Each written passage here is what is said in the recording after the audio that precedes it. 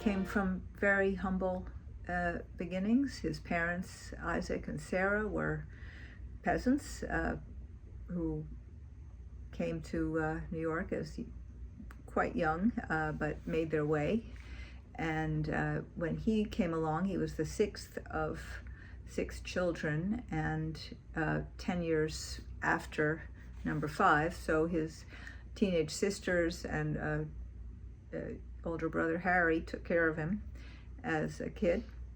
But I think those origins play into the way he related to people, and that he treated everybody with dignity, and whether it was the car mechanic or other people on the staff or certainly his patients, there was a humanity to him that was really striking.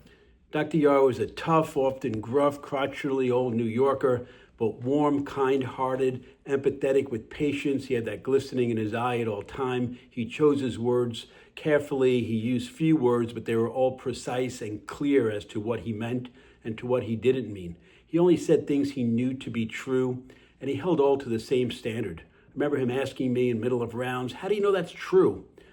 Really pushing me back to go and find out if it's true before I came back days later to talk to him about it again.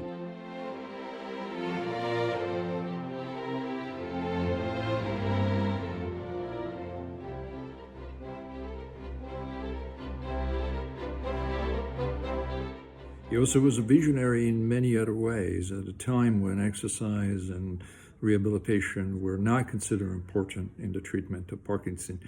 He had a strong interest in looking at how the body could transform itself. And he was interested both at a scientific level through the pioneering work of scientists who were developing a roadmap on neuroplasticity, but at the same time looking at how applied exercise and research and rehabilitation was having a clinical effect on people function.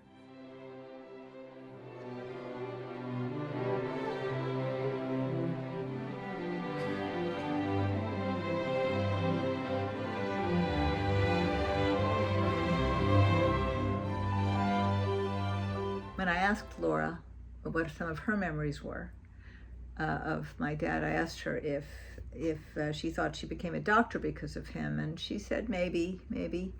And I said, well, did the way he treated patients influence you?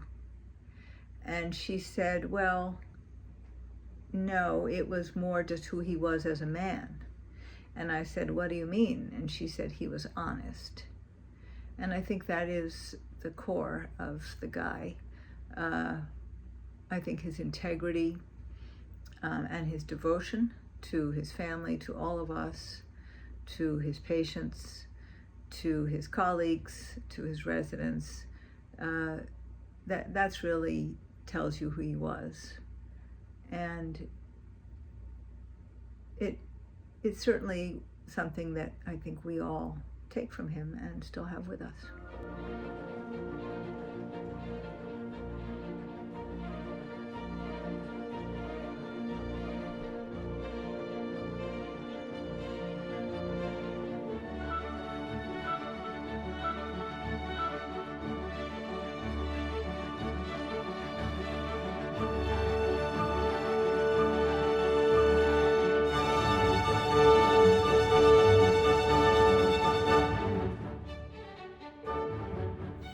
That was Mel Yahr, a straight shooter, loyal, supportive, authentic, clearest thinker. He chose those words so carefully, and he wrote so clearly. He was gracious and gruff. He was a no-nonsense type of guy. He helped to define our field long before it had a name of movement disorders, when he set up the World Federation of Neurology Extrapyramidal Working Group. As I conclude this message, and as I gave me the opportunity to reflect on what a privilege it has been to have Melvin Yahr as my teacher, my mentor, my guide, and as a presence that has remained with me throughout my career, and that it continues to be present and alive as I pass on his teaching, his knowledge, his awareness, that is sculptured in my mind, in my consciousness, as I pass them on to the next generation. Thank you.